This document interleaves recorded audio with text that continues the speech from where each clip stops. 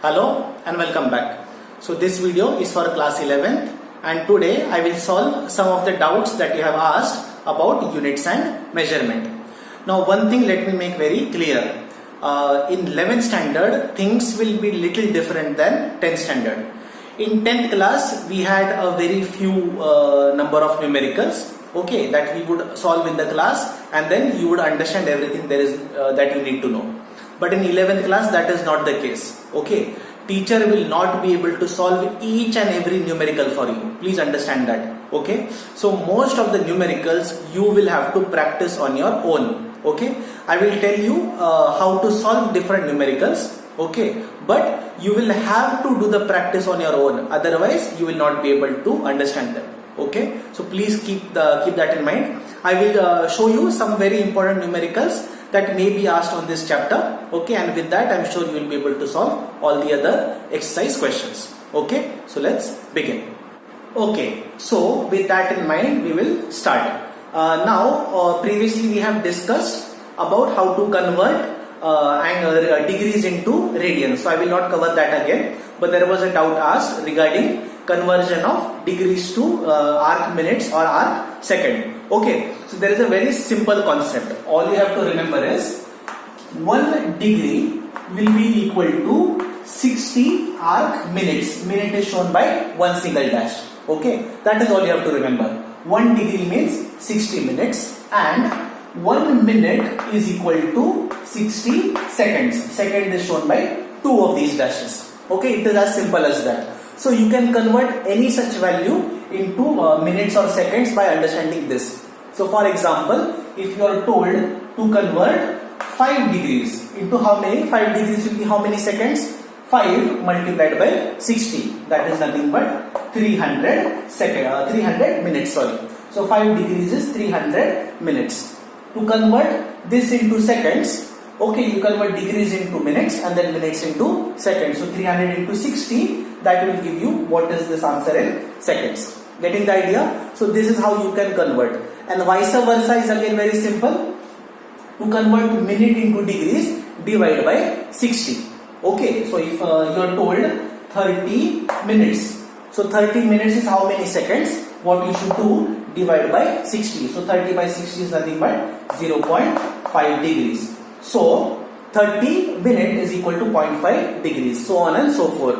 Okay, so using this I am sure you will be able to convert degrees into minute or seconds. Next, let us see some numericals based on errors. Okay, so here is one that you are seeing now. This is a solved example from our textbook. The resistance R is equal to V upon I, where V is equal to 100 plus or minus 5 volt and I is 10 plus or minus 0.2 ampere. Find the percentage error in R. Okay, so we are given a formula, that is R is equal to V upon I. That is nothing but the formula of resistance. Okay, current electricity. Okay, so we have given R is equal to V upon I, and we are given measurements for V as well as measurement for I.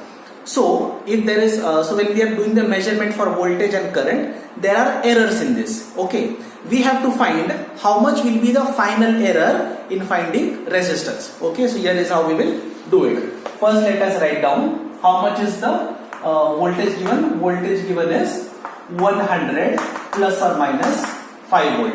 Okay, and we are given the current I is equal to 10 plus or minus 0.2 amperes. Now, by looking at this is what you will understand. In the measurement of voltage, 100, this is the mean value, okay, and 5, that is the mean absolute error. Okay, I hope you remember these concepts that we talked about in errors. Similarly, in the measurement of I, this 10 is the mean value and 0.2 is the mean absolute error.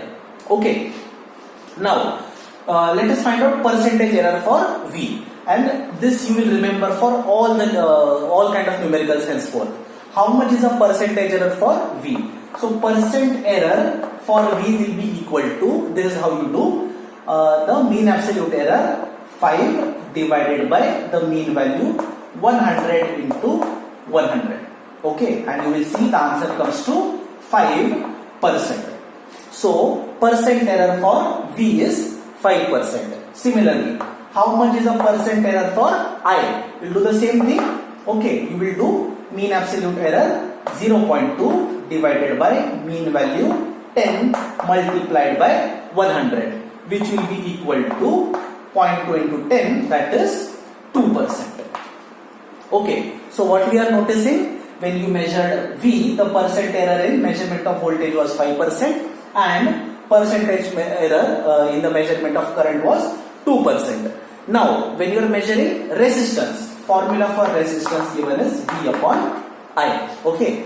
Now, when we had talked about combination of errors, so in the combination of error, you will remember if there is a division, in that case, relative error is equal to addition of individual relative errors. So, what we remember is the percent error for R will be equal to percent error of V plus percent error of I. Why we are adding the percent errors? Because the formula is V divided by I. Okay, that is why we are just doing the addition of the percent errors. This is based on our logic that we had learnt in combination of errors. Once again, if you want, you can visit the topics. So how much will be percent of R then? Percent of V plus percent of I? 5% plus 2%, that is nothing but 7%. So answer for this question will be 7% error. That will be the error in the measurement of resistance. On the similar lines, you have example number 2.10. Okay, all the steps are given in the solved example itself, so you can see that. Let us see example 2.11. Find the relative error in Z if Z is equal to A to the power 4, B to the power 1 by 3 divided by C into D to the power 3 by 2. Okay, let us write this equation. We are given that Z is equal to A to the power 4, B to the power 1 by 3 divided by C into D to the power 3 by 2. So obviously this means C is to the power 1. Now we want to find the relative error. So we will use the formula directly. I hope you remember this formula where we had delta Z by Z will be equal to, if we had A to the A square, so it was 2 into delta A by A, or A to the power P into B to the power Q. That one we had seen. Okay, so same formula we'll be using.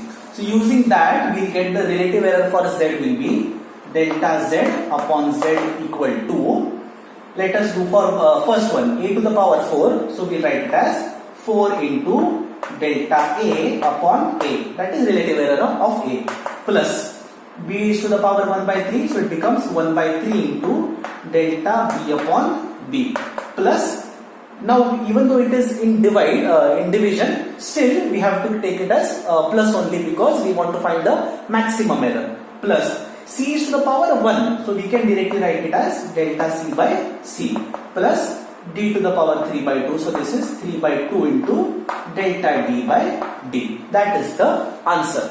If you have been given the values of A, B, C, D, we can find the total value. But in this particular example, we have not been told the values, so this much answer is all that we are going to get for this. Okay, now here is a tricky one. This is example 2.12. The period of oscillation of a simple pendulum is given, T equal to 2 pi under root L by G. Measured value of L is 20.0 centimeter, known to 1 mm accuracy, and time for 100 oscillation of pendulum is found to be 90 seconds. Using a wristwatch of 1 second resolution, what is accuracy in the determination of G? Now keep one thing in mind. Whenever such questions are given in the exam, it is a human nature that we feel scared of large questions. Okay, but trust me, this is not a difficult question. It is only a large question. If we read it word by word, we can figure it out very easily. Okay, so first let us understand the question.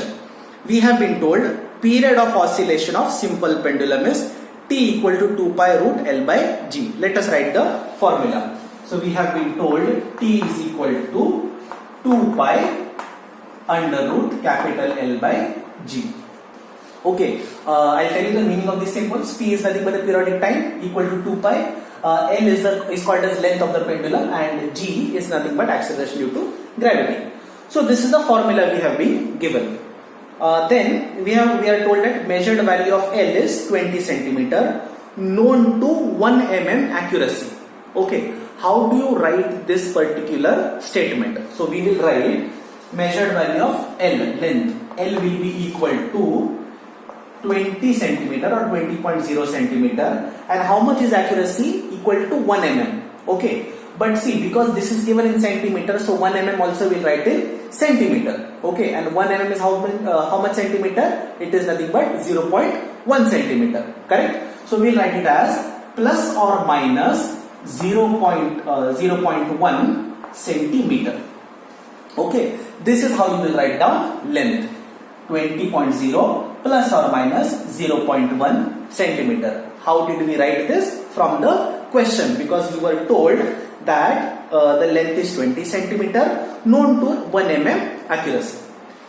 Next we will write for the time. So we are told that for 100 oscillations the time was taken to be 90 seconds. So we see that small t is equal to 90 seconds, and there is accuracy of 1 second. So it is 90 plus or minus 1 second.